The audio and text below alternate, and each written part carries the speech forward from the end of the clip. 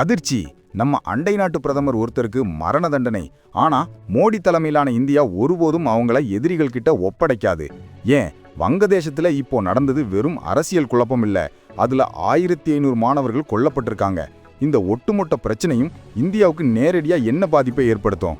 பிரதமர் மோடி எடுத்திருக்கு மிகப்பெரிய முடிவு என்ன? அடுத்த 3 நிமிஷத்துல முழு விவரத்தையும் ஆதாரத்தோட பார்க்கலாம். இன்னைக்கு நம்ம பார்க்க போறது வங்கதேசத்துல நடந்திருக்கு மிக தீவிரமான அரசியல் நாடகம். ஷேக் ஹசீனாவுக்கு மரண தண்டனை விதிக்கப்பட்டதும் இந்தியா தலையிடுறதும் தான் இப்போ உலக அரசியல் விவாதம். வங்கதேசம் ஒரு காலத்துல நமக்கு ரொம்ப முக்கியமான கூட்டாளி. ஆனா இப்போ அங்க நடக்கும் அரசியல் மற்றும் நீதித்துறை நெருக்கடி உலகத்தையே அதிர வச்சிருக்கு. அங்க ஒரு நீதிமன்றம் முன்னாள் பிரதமர் ஷேக் ஹசீனாவுக்கு அரசுக்கு எதிரான போராட்டத்துல மக்களை கொல்ல உத்தரவிட்டதாக மரண தண்டனை விதிச்சிருக்கு. ஆனா அங்க இருக்கிற நீதிமன்றங்கள் ஆளுங்கட்சிக்கு சாதகமா தான் தீர்ப்பு வழங்கும்னு ஒரு கருத்தும் பரவலா இருக்கு. இப்போ அதிகாரத்துல இருக்கிறவர் நோபல் பரிசு பெற்ற முகமது யூனுஸ். அவர் ஒரு சாதாரண மனிதராக தெரிஞ்சாலும் ஷேக் ஹசீனா ஒரு பெரிய குற்றச்சாட்டை வச்சாங்க. மிஸ்டர் பிளட் டெரர்னு யூனுஸுக்கு ஒரு பேர் இருக்குன்னு சொல்றாங்க. ஏன்னா அவர் ஆரம்பிச்ச சின்ன பேங்க்ல 1000 ரூபாய் கடன் கொடுத்துட்டு 40,000 ரூபாய்னு கணக்கு எழுதி பல ஏழைகள் தற்கொலை செஞ்சிட்டதா ஹசீனா சொன்னாங்க. யூனுஸ் மீதான வழக்குகளை நடத்தக்கூடாதுன்னு 2024 ஒபாமா உட்பட பல வெளிநாட்டு தலைவர்கள் அழுத்தம் கொடுத்தும் அவருக்கு 6 மாசம் சிறை தண்டனை கிடைச்சு இப்போ ஜாமீன்ல இருக்காரு. ஆனா இந்த போராட்டத்துல 1500 மாணவர்களுக்கு மேல கொல்லப்பட்டது தான் ரொம்பவே அதிர்ச்சியான விஷயம். இந்த உள்நாட்டு வன்முறையில பல இந்துக்கள் கொல்லப்பட்டிருக்காங்க. அது மட்டுமில்ல, தடை செய்யப்பட்ட ஜமாத் குழுக்கள் மறுபடியும் அரசியலுக்குள்ள வர முயற்சி செய்யறாங்கன்னு தகவல் வந்திருக்கு.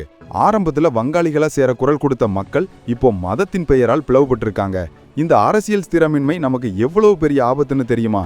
வங்கதேசம் இந்தியாவுக்கு அண்டை நாடு மட்டுமில்ல, நம்ம வடகிழக்கு மாநிலங்களுக்கான ஒரே இணைப்பு பாதையான சிலிகுரி காரிடார் வெறும் 22 கிலோமீட்டர் தூரத்துல தான் இருக்கு. வங்கதேசத்துல நடக்கும் எந்த ஒரு வன்முறையும் நேரடியா இந்தியாவின் பாதுகாப்பை அச்சுறுத்தும்.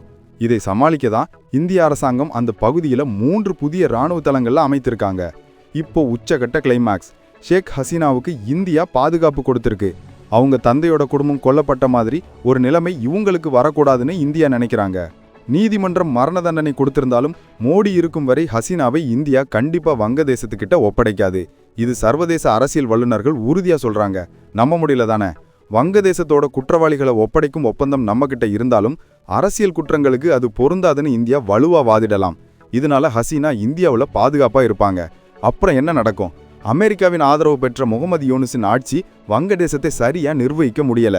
அதனால ஒருவேளை அமெரிக்காவே நியாயமான தேர்தலை நடத்த சொல்லி இந்தியா வலியுறுத்தலாம். அப்படி நடந்தால் அது திரும்பவும் ஹசீனா அரசுக்கு ஆதரவாக மாறலாம்னு எதிர்பார்க்கப்படுது. அமெரிக்காவின் பொம்மையான யூனுஸ் ஆட்சியை இந்தியா அகற்ற முயற்சிக்குமா? அண்டை நாட்டு பிரச்சனையில் இந்தியா எவ்வளவு தூரம் தலையிடும்? இந்தியா எடுக்கும் அடுத்த கட்ட நடவடிக்கை தான் இப்போ உலகமே எதிர்பார்த்து காத்துக்கிட்டு இருக்கு. இப்போ நீங்க சொல்லுங்க, ஷேக் ஹசீனாவுக்கு இந்தியா பாதுகாப்பு கொடுத்தது சரியா? வங்கதேசத்துல இந்த அரசியல் குழப்பத்தை சரி செய்ய இந்தியா தலையிட வேண்டுமா? உங்க ஊர் மக்கள் இந்த செய்தியை எப்படி பார்க்கறாங்க? கமெண்ட் செக்ஷன்ல உங்க ஆழமான கருத்தை சொல்லுங்க. இந்த முக்கிய விழிப்புணர்வு எல்லாருக்கும் போய் சேர லைக் பண்ணுங்க. உங்க ஃப்ரெண்ட்ஸுக்கும் ஃபேமிலிக்கும் ஷேர் பண்ணி அண்டை நாட்டு அரசியல் நிலவரத்தை எச்சரியுங்க. தினமும் இப்படி முக்கியமான அப்டேட்ஸுக்கு சப்ஸ்கிரைப் பண்ணி பெல் ஐக்கான அழுத்துங்க. அண்டை நாட்டு நிலைமை நம்ம வீட்டு கதவுக்கு அப்புறம் நடக்கிற மாதிரி மறக்காதீங்க. மீண்டும் சந்திப்போம். நன்றி, வணக்கம்.